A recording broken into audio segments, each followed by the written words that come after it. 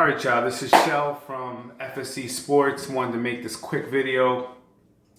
Really talk about Kevin Durant versus LeBron James, right? So let's start with Kevin Durant. Kevin Durant stands, he's listed as 6'9", but he's obviously very tall in that. And the first time I picked that out was, I think, the 2014, maybe the 2015 All-Star game when he was standing right next to Dwight Howard, and he was at least as tall as Dwight Howard, right? So he's definitely at least 6'11". So we'll start there. A guy that you can't press upon. He looks frail, but you can't press upon him. His escape dribble is really good. The crossover really good. And obviously mid-range jump shot, really unstoppable.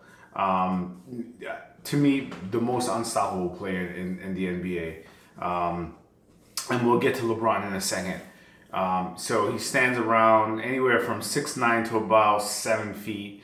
At his apex of his shot, very hard to block or even bother, really. What you can do is put your hand right over his eyes, and hopefully he'll miss. But he's had so much practice in trying to escape dribble and people trying to push him out off his spot and off the block, that I'm not even sure if anything right now, any ploy other than a double or triple team will affect Kevin Durant. He shoots nearly 90% or about 90% from the free throw line, so you really can't foul him.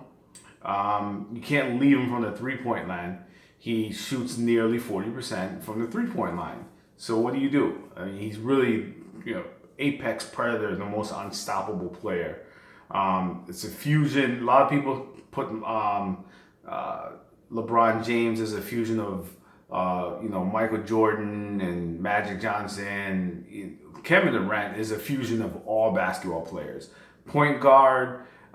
He's tall enough to block shots. He's lanky enough to get rebounds, and he's deceptively strong. So really not much you can do with him. Back-to-back MVP finalist in the finals. Beat LeBron James in on his own home court, back-to-back game threes. So very, very difficult to defend. Let's get to LeBron James. Physically imposing. There is some weaknesses to his game. He's definitely tightened them up over the years, but there are some weaknesses to his game. And in particular, it'll be the free throw line, right? Late game situations. I'm not even sure if it's late games. I do think he still, for whatever reason, gets nervous. And it depends on the situation. You can't really call it that he's going to be nervous to miss the shot. So you can't really intentionally foul him so he can miss the shot. However, there are situations in my mind that he definitely runs from. And obviously, it's kind of well documented. Late game situations, down one situations, have to tie situations. His palms does get sweaty. Arguably a Mount Rushmore player, though I'll get to that in a second with LeBron, with his Mount Rushmore piece of this. Again, physically imposing, so you really can't push up on him. He is a streaky shooter, so he can get hot really quickly. And when he gets hot, he definitely will let you know. You'll see it in his body language. There's a pep to his step when he makes his shot.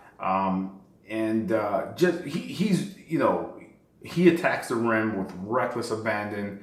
Year 17, and he still plays like he got the spring and the love for the game. And I don't think I've seen that from anyone else. You can argue a couple other people.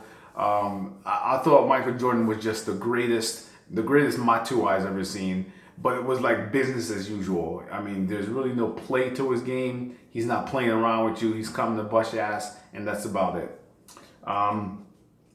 There is a particular saying about LeBron James versus Kevin Durant, which I find pretty accurate. The saying is, LeBron James joined up with his friends to beat his enemy, while Kevin Durant joined up with his enemies to beat his friends. And I think, in context and retrospect and kind of looking back at things, that there's some truth to that.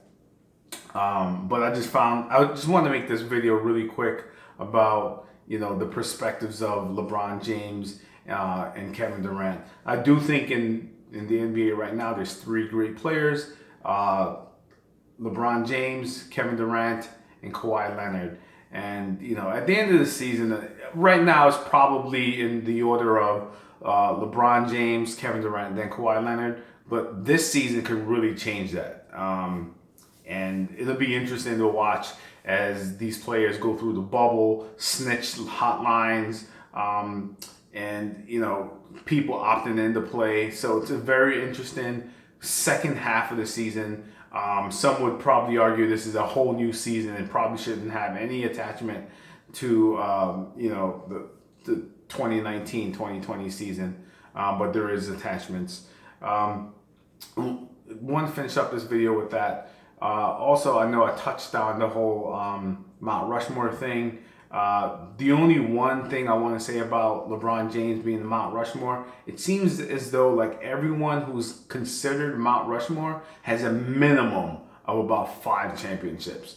LeBron James definitely needs to be in the Mount Rushmore, but it can also be argued that he's not because he doesn't have enough accolades, and he probably will get some of these accolades that other players don't, but I think that's a longevity accolade. But you can tune in. Please like, subscribe, and I would love to have some back and forth play with you guys about what you guys think. Kevin Durant, LeBron James. Kevin Durant's obviously hurt, recovering from ACL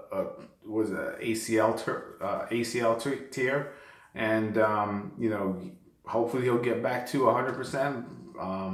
But I do think he's still obviously a top 15 player of all time. Anyway, really quick video.